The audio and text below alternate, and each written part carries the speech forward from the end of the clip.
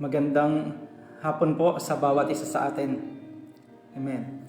Tuloy po uli natin yung ating pong Bible study. Amen po.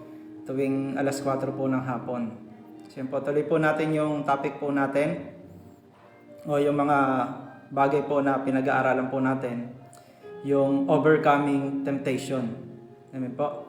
Pinangunahan na po ito ni Pastora Irish nung Monday at kahapon naman po ay si Pastora Giselle. I-review ko lang po uli ng konti yung mga na-topic na po nila. Yung number 1 po para kay Pastora Irish, submit to God. Amen po. Para ma-overcome natin yung mga temptation sa buhay natin, kailangan po natin magpasubmit sa Diyos. Pangalawa po, prayer for strength. So manalangin po tayo para tayo ay magkaroon po ng kalakasan para po makaiwas sa kung ano pa mang temptation o tukso po na dumarating o dumadaan po sa buhay natin. Use God's Word. At yung kay Pastora Giselle naman po, yung 4, 5, 6, flee from sin. Number 5, guard your heart. Number 6, walk in the Spirit. Amen po. At ngayon naman po, itatalakayin po natin yung 7, 8, and 9. At sa pang 7 po, ito na po yung ating pag-aaralan ngayong hapon na ito. Yung 7 po, put on the armor of God. Amen po. Put on. Ibig sabihin, iilagay natin yung mga baluti. Amen po ng panlaban natin. Amen po. O yung mga sandata natin para sa temptation o para sa tukso. So bigyan po muna natin ng konting definition yung temptation. Based po dito sa nag-umpisa po kasi yung temptation doon sa Garden of Eden sa time po ni Eva at sa time po ni Adan. Temptation, sabi niya gano'n, is something or an event that we want to get or happen. So often people do bad things just to get or make that happen. Amen po. Ito lang naman po ay yung observation ko doon sa mga talata. Sabi niya sa Tagalog, ang tukso ay isang bagay o pangyayari na gusto nating makuha o maganap. At yun nga po yung nangyari doon. Gustong makuha, amen po, o maganap yung isang bagay sa atin. Kaya madalas sa ating mga tao ay kayang gumawa ng hindi magandang bagay, makamit o mangyari lamang iyon. Amen po. Yung temptation, pag sinabi kasing temptation, amen po, hindi pa yan mangyayari. Kumbaga, mangyayari pa lang. Pero yung temptation, pag na-tempt ka na at ginawa mo na, yun po ay sin na. Pero ina-advise po ng Bible na hanggat maaari, pag temptation pa lang, ay umiwas na po tayo. Amen po. Kasi pagka nung time nga na nahulog yung tao sa kasalanan, ang hirap nang umalis. Amen po. At tayo na kasama na nahulog doon sa pagkakasala po ng ating mga ninuno na si Eva at Adan, ay hanggang ngayon sa panahon po natin. At 3 bagay lang naman umiikot yung taktika ni Satanas. Simula noon hanggang ngayon, yung pa rin yun. Ano yun? Lust of the flesh. Yung may mga bagay na kinalaman sa laman. Anumang mga nakaka-addict sa laman. Amen po. Madalas nga po niyan, sa panahon nila kasi iba, pero sa panahon natin ngayon, maaaring video games, pornography, cellphone. Yan na yung mga yan na yung mga, kumbaga talagang sa henerasyon natin, diyan na madali makita. Lust of the flesh, lust of the eyes, ano man yung mga bagay na nakakapukaw sa paningin, kagaya ni Eva. Parang masarap ata yung bunga sa isip-isip niya siguro.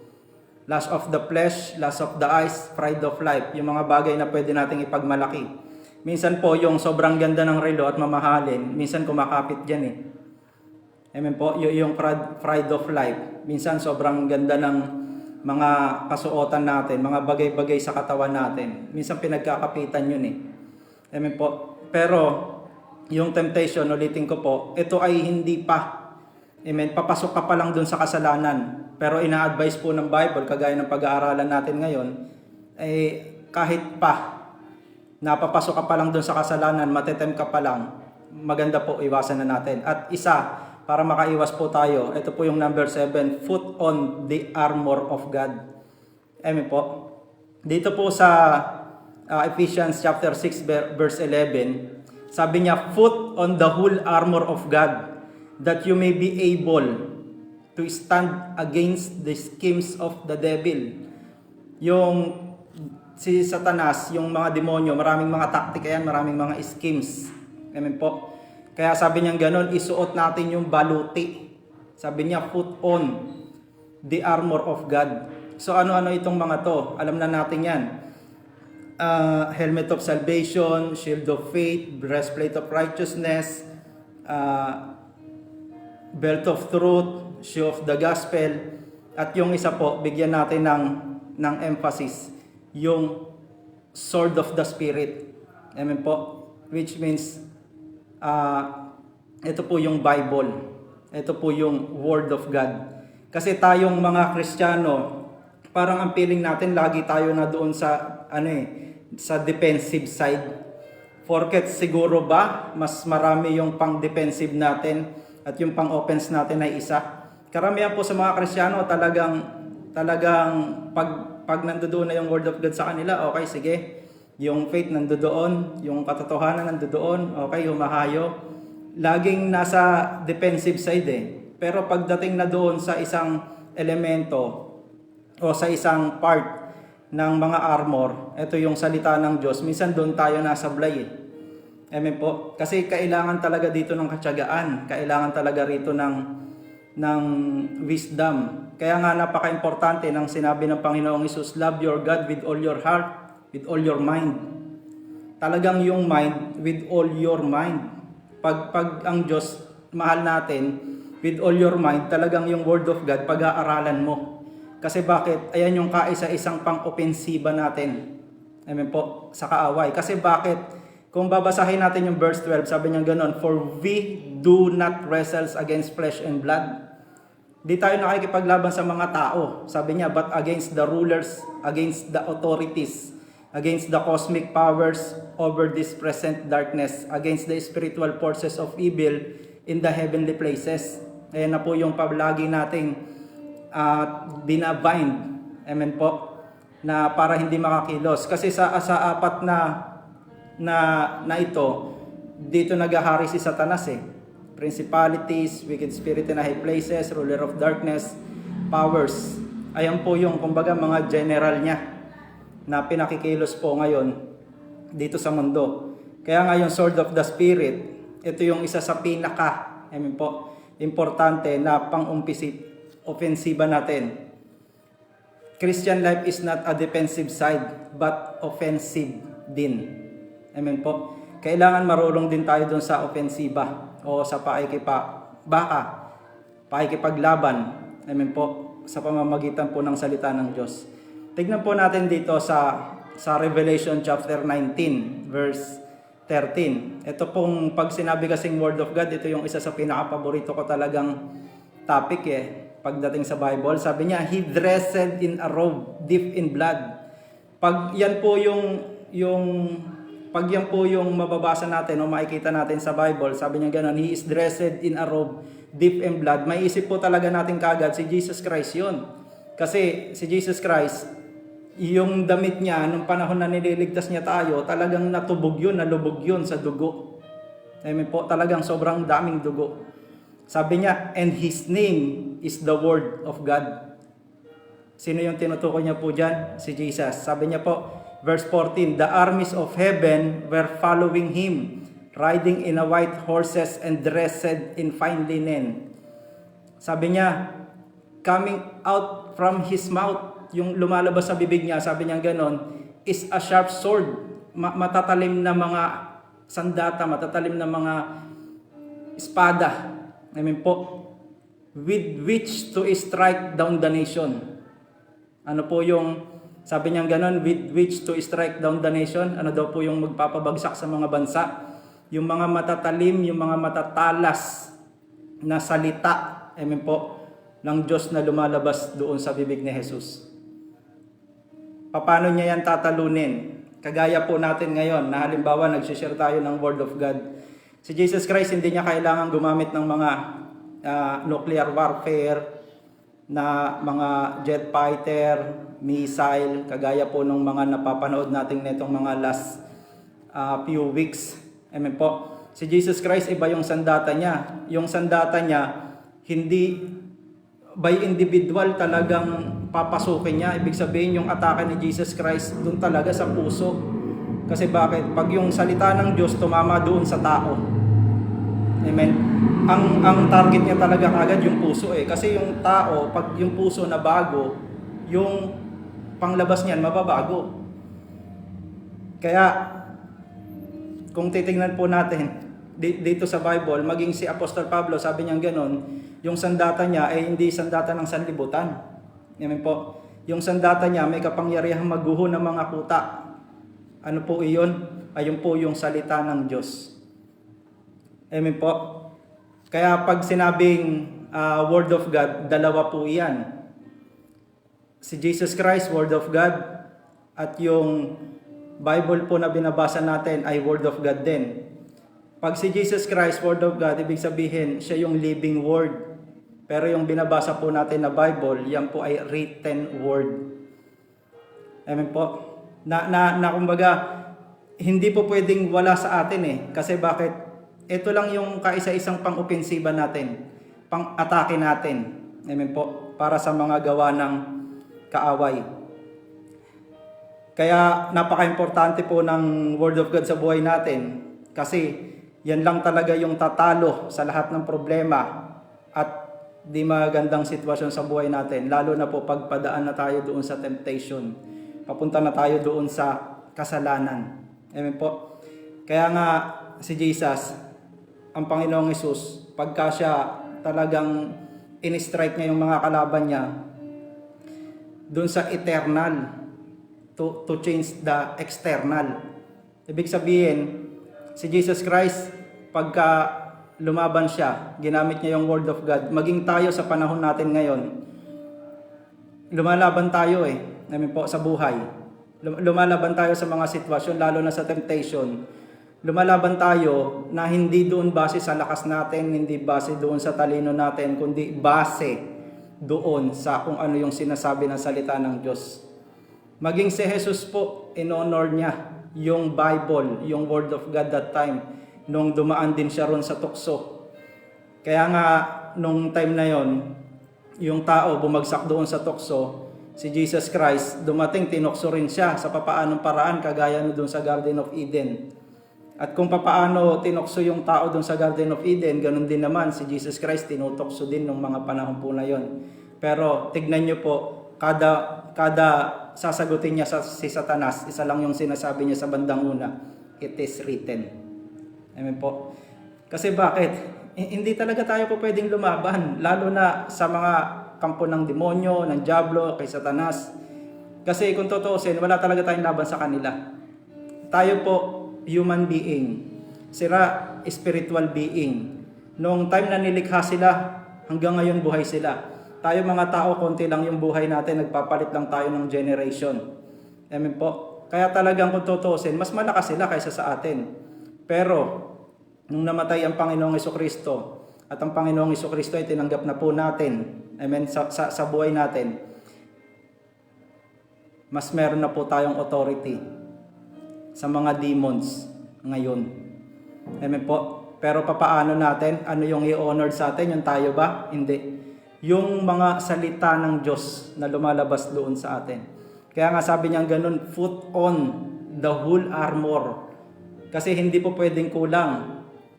Hindi tayo pwedeng balot. Hindi tayo po pwedeng hindi balot. Amen po, hindi tayo pwedeng walang helmet, walang shield of faith, walang breastplate of righteousness, walang shoe of readiness, walang belt of truth. Amen po. Kaya tayo, hindi didepende sa kung ano man yung kaalaman natin, sa kung ano man yung talent, skills natin, experience, hindi rin pwede. Isa lang po talaga yung pwede na ipanlaban natin kay Satanas. Ano po iyon? Ito po yung Word of God. Sandata po ito na hindi pang depensa, kundi pang opensa. At number 8 po, avoid bad influence. Ito na. Kaya talaga maraming nahuhulog, amen po, sa atin. Kasi depende yan kung sino yung nag-iimpluwensya sa iyo. Sabi nga nung isang vlogger you are fruit of your friends. Tayo daw bunga ng kung sino yung mga kaibigan natin, kung sino yung sinasamahan natin, kung sino yung madalas na kausap natin, kung sino yung madalas na pinapakinggan natin. Amen po. Sabi niya gano'n sa verse 8, avoid bad influence. Tignan po natin sa 1 Corinthians 15:33. Sa verse 33, sabi niya pong gano'n, do not be deceived. Bad company ruins good moral. Huwag tayo magpadaya. Sabi niya gano'n. Kasi yung masamang kasama, ayan po ay nakakapagpabagsak o nakakapagpaguho ng magandang moralidad. Amen. Meron akong kwento ko lang po, nung high school pa ako, binata pa ako, wala pa akong asero.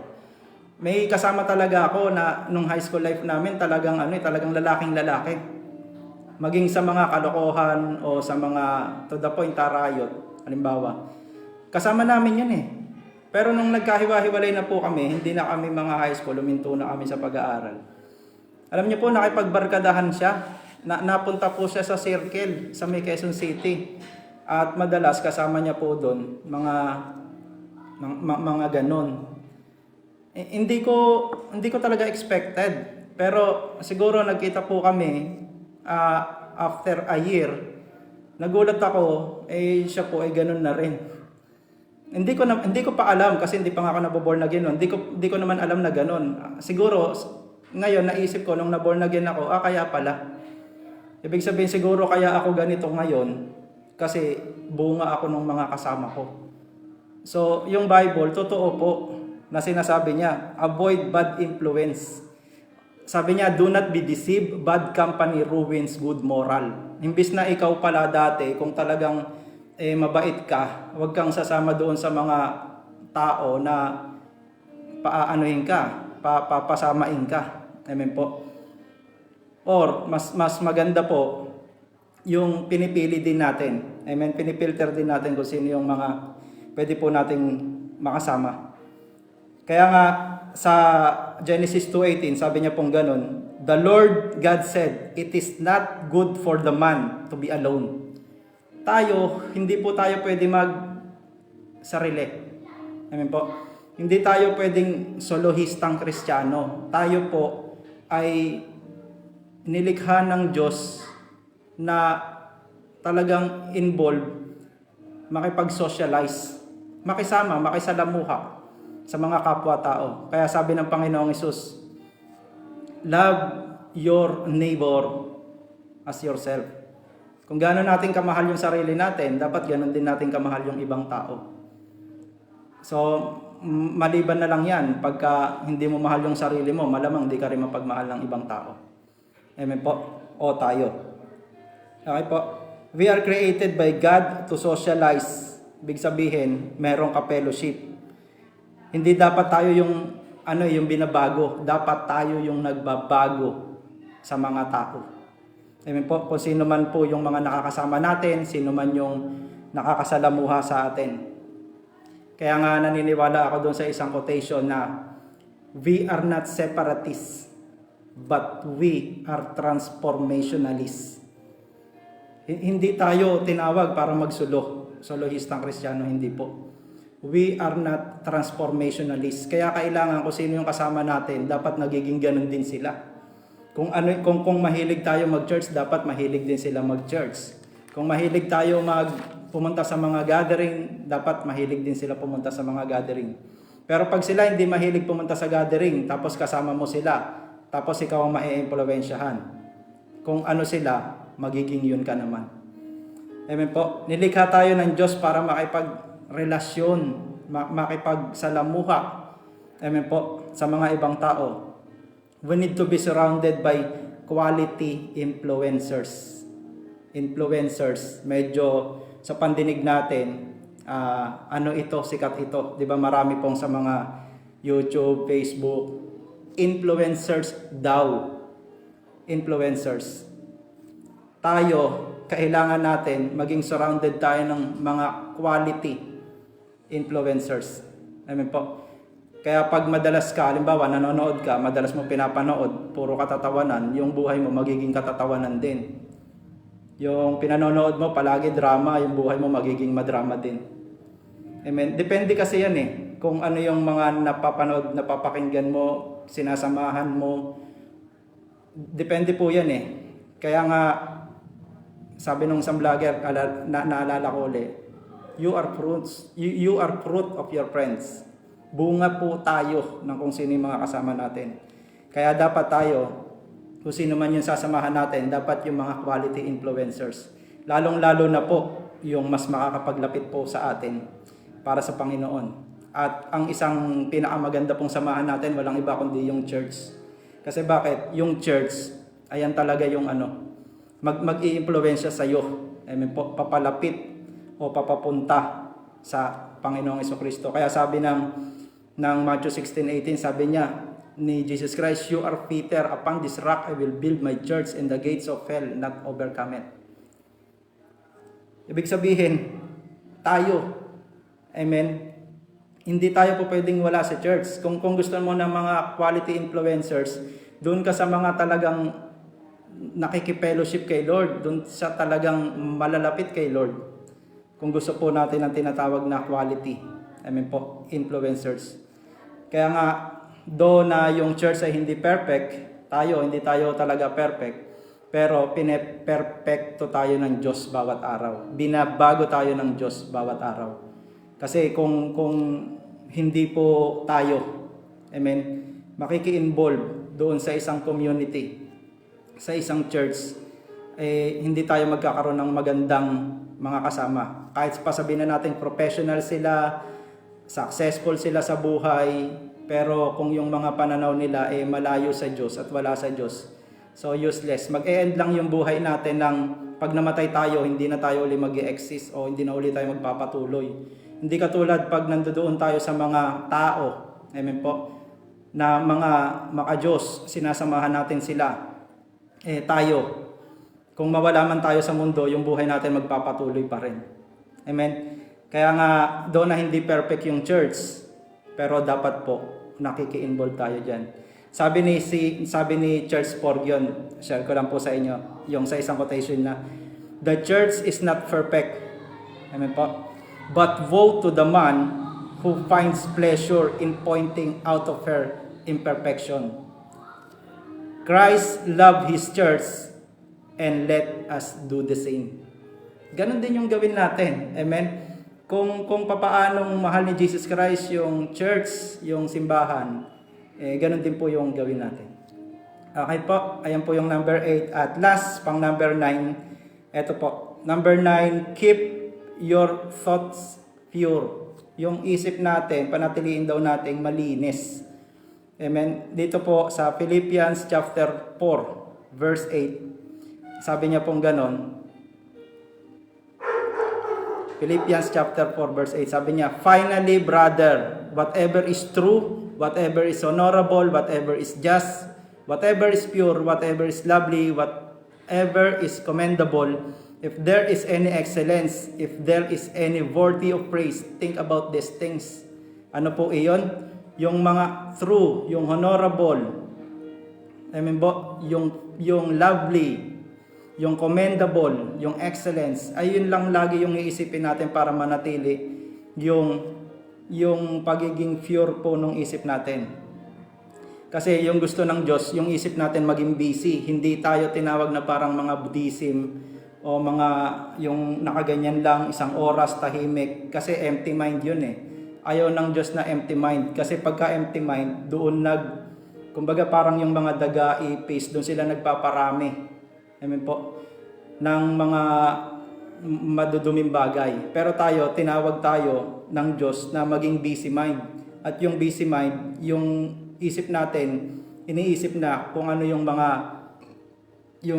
mahalaga, kung ano yung sino natin pwede mahalin, Amen po. Kaya nga dalawang klase lang naman pag tumakbo yung isip natin. Either moral or immoral. Halimbawa, sabihin na natin, tayo, kung mag-iisip tayo ng isang bagay, dalawa lang naman yan eh. Kung talagang moral yan o immoral. Wala po nung sa gitna nun. Ibig sabihin, pwede lang yan mabuti o masama. Pag nag-isip tayo ng isang bagay, mabuti lang yan o masama. Walang nasa gitna. Doon na may mga tao na ganun yung estado ng buhay nila, nasa gitna. Ibig sabihin, yung isip nila nakalutang lang. Amen. Pero tayo, hindi po tayo tinawag doon. Tinawag tayo ng Diyos para yung mind natin maging busy sa ang mga bagay. Dito po nakalagay sa Philippians chapter 4, verse 8. I-feed natin, amen po, yung mga isip natin ng salita ng Diyos daily. Amen. Kaya hindi dapat tayo dinadala ng isipan natin. Dapat yung isipan natin, yun yung dinadala natin dun sa mga magagandang bagay. Sa halip na yung isip natin dalhin tayo sa hindi maganda, tayo yung magdala sa isip natin dun sa magandang bagay. Amen po. So yan po yung number 9, keep your thoughts pure. Kaya ang isang pinaka-importante po nito, dapat nagkakaroon talaga tayo ng brain cleansing. Minsan kasi, sa atin, tawag dito, tayo. Minsan, di ba, madalas sa tao yan na ang akala lang natin lagi tama tayo. Laging kala natin nasa katwiran tayo. Pero hindi, minsan dapat nag-i-stop din tayo. Tapos iniisip din natin yung mga bagay-bagay na kung ano ba talaga yung kalooban po ng Diyos. Amen. At maraming salamat po sa bawat isa sa atin. At ito po yung nawa po meron tayong nakuha, meron tayong natutunan sa hapon po na ito. Maraming salamat po sa bawat isa. Tayo po ay manalangin. Aming Ama, sa pangalan po ng iyong anak na si Jesus, kami o Diyos ay nagpapasalamat sa hapon na ito sa mga bagay po na natutunan namin.